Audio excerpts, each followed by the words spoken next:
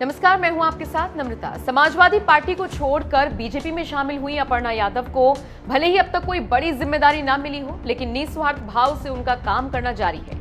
उत्तर प्रदेश विधानसभा चुनावों में दिन रात एक कर पार्टी के लिए प्रचार करने वाली अपर्णा ने हाल ही में एक ऐसा बड़ा काम किया जिसने 2024 में नरेंद्र मोदी की जीत के रास्ते और ज्यादा खोल दिए हैं। जी हाँ, दरअसल मिशन मोदी अगेन पीएम के उद्देश्य से एक कार्यक्रम आयोजित किया गया जिसमें अपर्णा ने शिरकत की और सभी से 2024 के चुनावों में मोदी को ही जीत दिलाने के लिए अपील की। इस कार्यक्रम की कुछ तस्वीरें साझा करते हुए अपर्णा ने लिखा, मिशन मोदी अगेन पीएम के उद्देश्य से दिनांक 5 मई को शक्ति स्वरूपा सम्मान कार्यक्रम का आयोजन किया गया, जिसमें मेरे साथ श्रीमती रजनी तिवारी जी, उच्च शिक्षा राज्य मंत्री उत्तर प्रदेश सरकार उपस्थित थी एवं हम दोनों द्वारा द्वीप प्रज्वलित करके कार्यक्रम का शुभारंभ किया गया।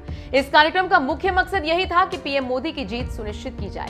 आपको पता ही है, साल 2024 में लोकसभा चुनाव होने हैं और बीजेपी इसके लिए अभी से जी तोड़ मेहनत कर रही है। बीजेपी कार्यकर्ताओं ने भी इस दिशा में काम करना शुरू कर दिया है। ऐसे में अपर्णा भी 2024 की जीत का दमखम भरते हुए कड़ी मेहनत कर रही है। आपको बता दें, यूपी विधानसभा चुनावों के दौरान अपर्णा ने बीजेपी का दामन थाम लिया था। उम्मीद थी कि पार्टी उन्हें कोई ना कोई बड़ा पद जरूर देगी, लेकिन ऐसा हुआ नहीं। अपर्णा को कब कोई जिम्मेदारी मिलेगी ये तो फिलहाल बीजेपी आलाकमान को ही पता है, लेकिन अपर्णा अपनी तरफ से पूरी मेहनत कर रही है, ये किसी से छिपा नहीं है। चुनावों के दौरान जब हमने उनसे बात की थी तब भी वो पीएम मोदी और योगी की तारीफ करती हुई नजर आई थी। चलिए जाते जाते आपको अपर्णा का वो बयान सुनवाती है। बहरहाल आपका इस पूरी खबर पर क्या कहना है, कमेंट बॉक्स में जरूर बताइए। तो आज भी यही कहूंगी कि विचारों की वजह से ज्वाइन करी। मेरे लिए राष्ट्र सर्वोपरि है और राष्ट्र के लिए ही मैंने जो है इस पार्टी को चुना, बिकॉज जो विजन है हमारे आदरणीय प्रधानमंत्री जी का, चाहे वो स्वच्छ भारत मिशन हो, चाहे वो महिलाओं के लिए एक शौचालय बनाने का उनका प्रोविज़न हो, चाहे उनकी जो भी स्कीम्स आती हैं, तो it is the nation first what he speaks always.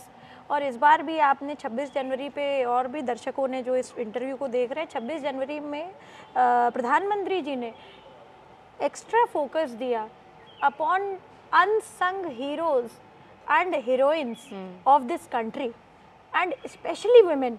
Bikaji Cama के बारे में बहुत लोग जानते हैं, पढ़ते हैं, पर वो लोग पढ़ते हैं जो ऑलरेडी लिटरेचर से या हिस्ट्री के संवाद से जुड़े हुए हैं। वो लोग नहीं जानते हैं जो लोग बिल्कुल घरेलू काम में व्यस्त रहते हैं। बहुत सारी उन्होंने ट्राइबल विमेन के बारे में बात करी जो कि जिनके बारे में हमें बिल्कुल पता ना चलता।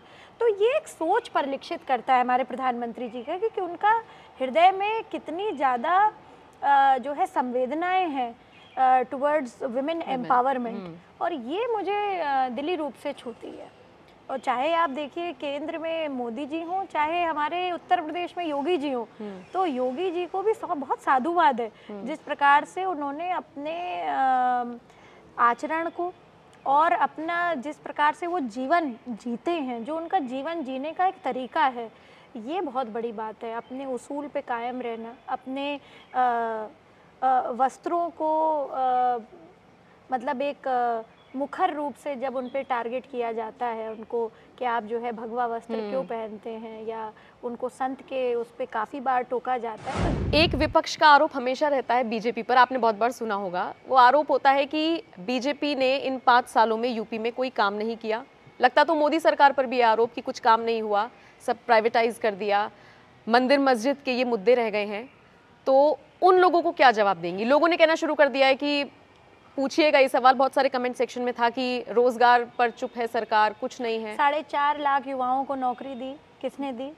योगी जी ने दी, योगी सरकार ने दी। आप बताइए 6 एक्सप्रेसवे बनवाने का किसने काम किया? भारतीय जनता पार्टी ने, आदरणीय नरेंद्र मोदी जी और आदरणीय योगी आदित्यनाथ जी के उसमें हुआ। 6 एक्सप्रेसवे, नमामि गंगे तव पाद पंकज, तब कस्में खाते हैं गंगा की। नमामि गंगे जो हमारा प्लान है भारतीय जनता पार्टी का, चाहे वो रिवर क्लीनिंग पे हो, वो सारी चीज़ें हुई।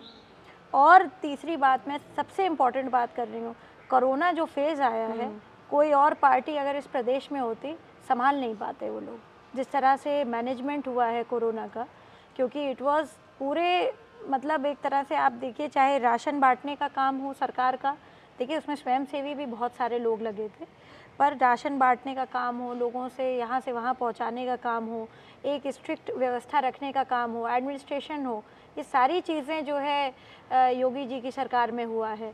महिलाओं के लिए कितने अच्छे काम हुए हैं, चाहे वो केंद्रीय हो, चाहे उत्तर प्रदेश की जितनी भी व्यवस्थाएं हुई हैं, चाहे वो उज्ज्वला योजना के तहत हो, चाहे वो आपको डबल राशन मिलने का काम हो, चाहे आपको जो है जो शेरनी दल बने हैं अभी।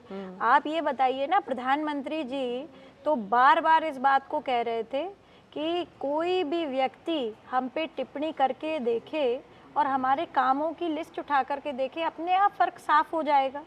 और मैं बताती हूँ, ये विपक्ष का आरोप हमेशा लगता रहा, जो आप कह रहे हैं मस्जिद और मंदिर वाली बात, राम मंदिर का जो इशू था, ये जब भी उठा तब सरकारें और औरों की थी, मगर बनाया किसने और बना कौन रहा है? ये राम मंदिर इस सरकार में बन रहा है, भारतीय जनता पार्टी के उसमें उसका फाउंडेशन स्टोन रखा गया है। ये एक बहुत ही गर्व और हर्ष का विषय है सारे ही राम भक्तों के लिए। और राम सिर्फ एक धर्म का नहीं है, राम एक आस्था का प्रतीक है। बहुत सारे जो है लोग हैं अन्य धर्मों के, वो जो है राम में बहुत आस्था रखते हैं, क्योंकि राम एक भारत का चरित्र है। ऐसा हर आदमी, हर बेटा जब पैदा होता है घर में तो कहते हैं राम जैसा बेटा पैदा हो, क्योंकि बेटे के रूप में आदमी चाहता है कि राम हो, पति चाहे ना चाहे, मगर बेटा हमेशा चाहता है कि राम जैसा हो। तो ये सारी बातें जो विपक्ष कह रहे हैं, वो क्योंकि खुद वो कहते हैं ना कि जो लोग अपना कुछ नहीं कर पाए वो दूसरों पे प्रत्यारोप करने में सबसे आगे होते हैं, यही बात विपक्ष पे लागू होती है।